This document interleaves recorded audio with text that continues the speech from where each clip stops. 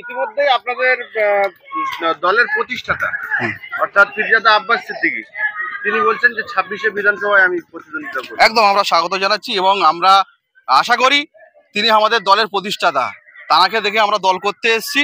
তিনি আমাদের প্রতিষ্ঠাতা, তিনি যেখানে দাঁড়াবেন 100% জিতবে, আমি আপনাদের মাধ্যমে আমি বলে রাখছি।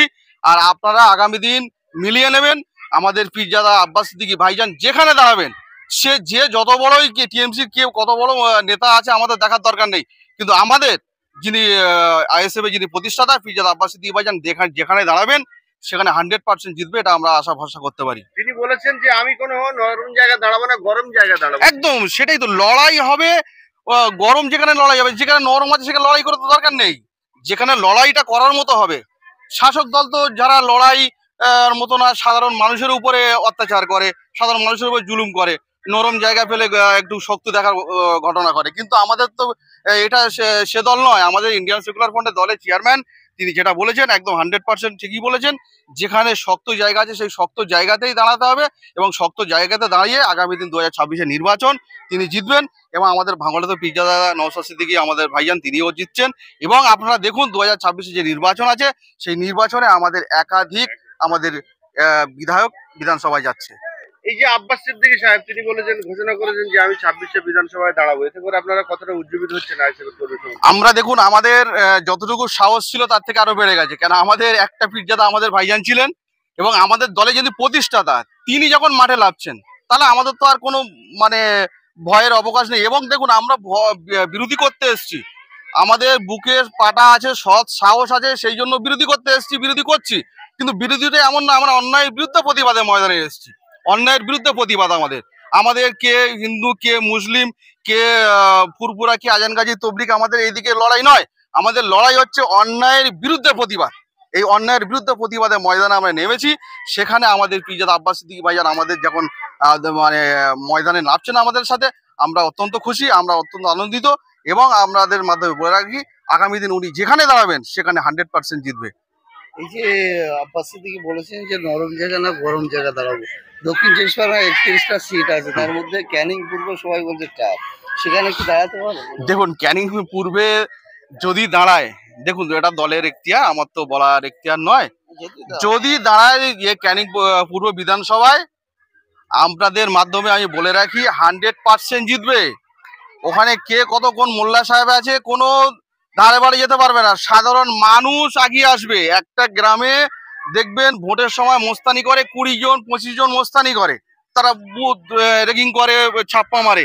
যদি গ্রামের মানুষ স্বতঃস্ফূর্তভাবে মহিলা থেকে শুরু করে সবাই যদি 50 জন 100 জন বেরিয়ে যায়, মোস্তানি আর খেটবে না। সেইখানে যদি আব্বাস সিদ্দিকী ভাইজান ক্যানিং পূর্ব বিধানসভায় দাঁড়ায়, আমি আপনাদের মাধ্যমে বলে রাখছি, লিখে রাখুন, যারা ভিডিওটা শুনছেন তারাও ভালো করে শুনে রাখুন, 100% জিতবে বলে রাখছি, 100% আব্বাস সিদ্দিকী ভাইজান জিতবে। শওকত মোল্লা তিনি বলছেন যে পারমাণবিক বোমা হচ্ছে আব্বাস সিদ্দিকী, তাকে ক্যানিং পূর্বে নিক্ষেপ করতে বলেন, যেহেতু ক্যানিং পূর্ব আমার দাঁড়াতে হবে না, আমার একটা কর্মী দাঁড়ালে সে 1 লাখ ভোটে জিতবে। আমি বলছি সে তো উনি ওনার কথাই বলছেন, কিন্তু উনি এখন দেখবেন ভালো করে আইএসএফ এর আতঙ্কে ভুগছে। যদি ভাঙড়ে এখন একটা কুত্থা মারা যায় সেটা উনি বলবেন আইএসএফ মেরেছে। মানে আইএসএফ এর দেখে ওনার এত মাথা গরম কেন, আগে জিজ্ঞাসা করুন তো।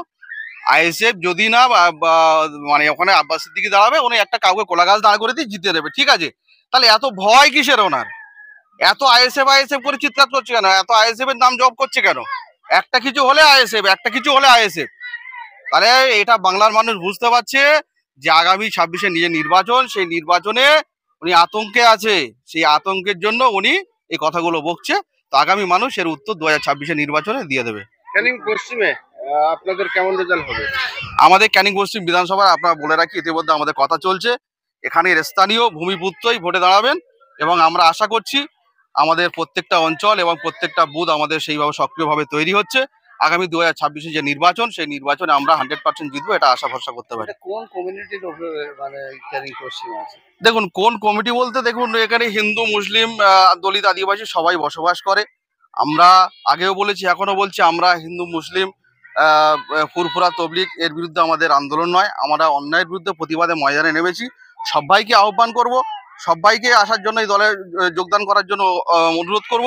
কেন দেখুন একদিকে শুভেন্দু অধিকারী হিন্দু ভাইদের বোকা বানাচ্ছে, বোকা বানিয়ে ভোটটা টানার চেষ্টা করছে। মমতা ব্যানার্জি মুসলিমদেরকে বোকা বানাচ্ছে। সেখানে আমাদের ইন্ডিয়ান সেকুলার ফ্রন্ট পরিষ্কারভাবে বলছে আমরা অন্যায়ের বিরুদ্ধে ময়দানে এসেছি, অন্যায়ের বিরুদ্ধে আমরা লড়াই করতে এসেছি।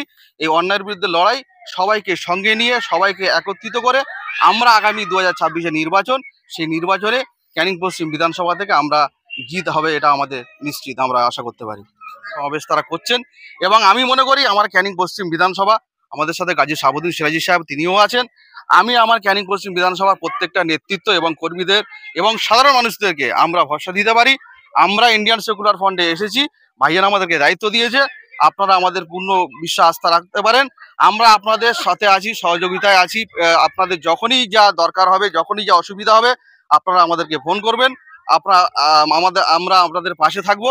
আর আমাদের যে সংগঠন, সেই সংগঠন অনেকটাই ভালো জায়গায় আছে আমাদের ক্যানিং পশ্চিম বিধানসভা এবং সংগঠন পশ্চিমবাংলা। ভালো আছে বলতে কি তাহলে নওশাদ সিদ্দিকীকে নিয়ে কি আপনারা সভা করবেন, যেমন বিভিন্ন জায়গায় নওশাদ সিদ্দিকী? একদম আমাদের 100% আমাদের যে 11টা অঞ্চল এই বিধানসভা, সেই 11টা অঞ্চলে প্রত্যেকটা অঞ্চলে আমাদের পীরজাদা নওশাদ সিদ্দিকী ইন্ডিয়ান সেকুলার ফ্রন্টের চেয়ারম্যান তিনি থাকবেন। প্রত্যেকটা জায়গায় আমাদের সভা হবে এবং আপনারা দেখেছেন 11টা অঞ্চলে সভা করবেন আপনারা? একদম 100%, একদম 100%। আমরা এই যে বর্ষার একটা চলছে, বর্ষার এটা না কেটে গেলে তো কিছু করা যাবে না। বর্ষাটা একটা ওয়েদার চলছে, সেই বর্ষার মৌসুমটা কেটে গেলে আমরা পাটে পাটে আমাদের শিডিউল তৈরি হয়েছে। আমাদের 8 তারিখেও একটা প্রোগ্রাম আছে, আমাদের প্রত্যেকটা প্রোগ্রাম আমাদের চলছে। আমরা আশা করি এই ক্যানিং পশ্চিম বিধানসভায় আমরা পাখির চোখ করে 2026-এর নির্বাচনে লড়াই দেবো এবং আমাদের জিত নিশ্চিত হবে, আমরা এটা আশা করতে পারি। ওনার দলের কোনো মানে ফ্লারিশই হতো না, দল তো উঠতোই না। বিজেপি শাসিত রাজ্যে মদ বিক্রি হয় না, ড্রাই। গুজরাটে মদ বিক্রি হয় না, আর পশ্চিম বাংলায় 100 মিটার অন্তর মদের দোকান খুলেছে মমতা ব্যানার্জি। মদের টাকায় সরকার চালায়, মদের ট্যাক্সের টাকায় সরকার চালায়, আর 21শে জুলাই মদ বিলিয়ে দেয়, রাস্তাঘাটে মানুষ মদ মদ খেয়ে বেড়াচ্ছে। এই তো তৃণমূল।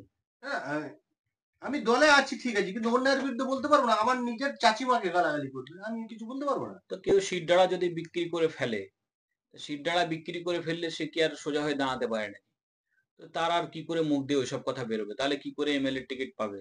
যে তৃণমূলের বিরুদ্ধেই কথা বলে, সে নিজের লোক হোক আর অন্যের লোক হোক। দেখেননি মুকুল রায়ের ছেলে শুভ্রাংশু রায় বাবার বিরুদ্ধে মঞ্চে অভিষেক ব্যানার্জি দাঁড়িয়ে কথা যখন বলছিল মুকুল রায়ের বিরুদ্ধে, তখন শুভ্রাংশু রায় চুপ করে ওখানে ওই মঞ্চে বসেছিল। সুতরাং হচ্ছে তৃণমূলের কাছে যদি কিছু পেতে হয় তাহলে তার পা চাটতে হবে। চাটতে চাটতে চাটতে যেদিন পা পরিষ্কার হবে সেদিন হয়তো কিছু পাবে। এর আগের যে 21শে জুলাই ছিল, সেই 21শে জুলাই রাজন্না হালদার তিনি বিখ্যাত হয়েছিলেন বক্তব্য দিয়ে, হর হর ঘর ঘর মমতা, ঘর ঘর মমতা, হর হর মমতা, এরকমই কিছু বলেছিলেন। আর সেই স্লোগান গুলো ধার করা। তো সেই রাজন্না আজকে তার বিলীন হয়ে গেল। তিনি তার বিরুদ্ধে যে অভিযোগ হয়েছে সেই অভিযোগের জন্য তিনি মুখ খুলেছেন এবং তিনি অভিযোগ করছেন যে আমাকে ঘন্টার পর ঘন্টা থানাতে ডেকিয়ে মানে বসিয়ে রাখা হচ্ছে, হেনস্থা করা হচ্ছে। আমি কি বললাম তৃণমূল কারা করতে পারবে? তৃণমূল যে তোলা তুলতে পারবে সে করতে পারবে, যে চটি চাটতে পারবে সে করতে পারবে, যে খুনাখুনি করতে পারবে